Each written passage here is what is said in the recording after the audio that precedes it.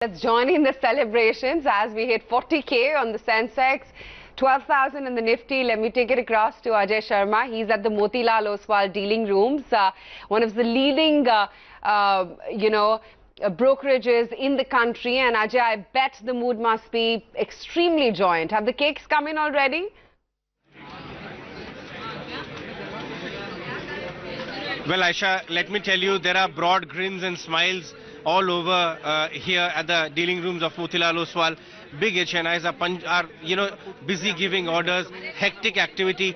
In fact, the moment Nifty hit the 12,000 mark, there was a burst of big cheer and claps and hooting, and all of that happened just moments back. Because of course this is a momentous stay.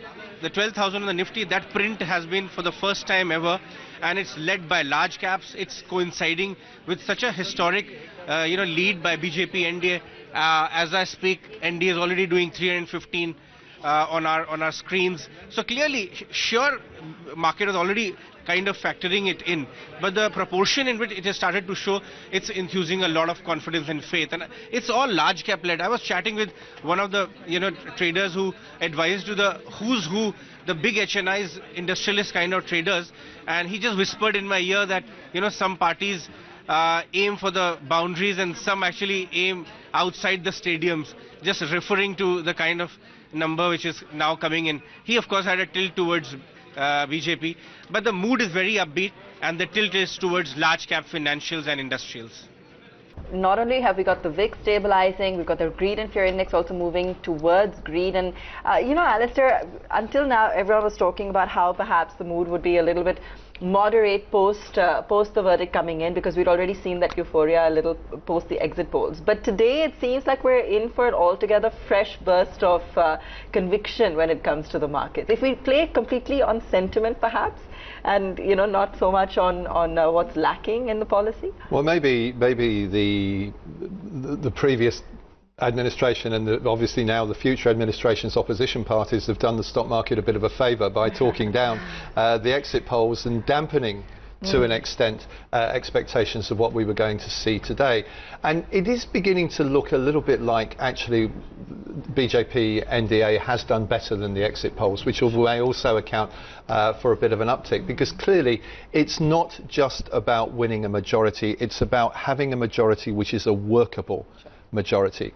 And it does look increasingly like Narendra Modi is going to have a convincing economy majority in the Lok Sabha. And let's keep in mind too something which I continue to emphasize, and maybe investors are beginning to think more about this now. In contrast to 2014, he is in a much better position in the upper house. Okay, so and that's going to matter when it comes to passing legislation.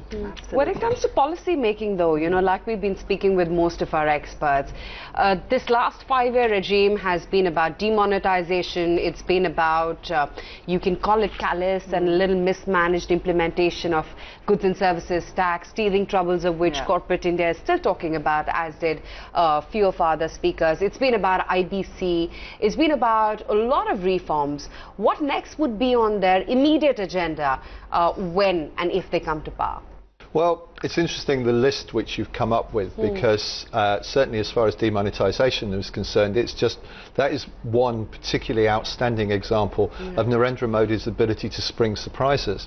So let's not be surprised if we get a surprise. I mean, it would be nice to think that we get a big upside surprise, like a big push to privatise the banking sector, the government-owned banks. But I mean, I feel at this stage, particularly when we have been given so little to go on during the election campaign, on the economy, we just need to be very, very cautious about making firm predictions about what to expect. And as I said in response to a question from you on Monday, I'm waiting to see what the cabinet looks like. And once we get a clearer picture of who's going to be finance minister, who's going to occupy those other top jobs we've been talking about this morning, then maybe we're going to be able to begin to form a clearer picture of where BJP 2.0, NDA 2.0, whichever it turns out to be, is actually going to go on the economy. Right now, I'd have to say that probably my honest expectation is more of the same.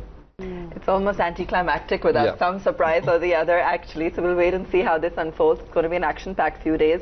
Alistair, what about on the monetary policy? I know you said you're not worried about it at all, but do you feel that there's enough firepower there maybe to kickstart the economy? Well, you know, first of all, let me say that I have huge regard for the Reserve Bank of India. I've always been very positive about the Reserve Bank of India. I was particularly positive about Dr. Rajan, who I still regard as being one of, if not the outstanding central banker of the 21st century to date. And I would very much love to see Dr. Rajan coming back into some sort of important policy position in India, albeit probably not at the RBI after he's done that. Overall, though, outside India, there are a few more reservations about the RBI today relative to even 12 months ago. And I think the first thing we need to see is we would like to see, let me rephrase that, is the RBI clearly establishing that it is firmly independent from any influence from New Delhi.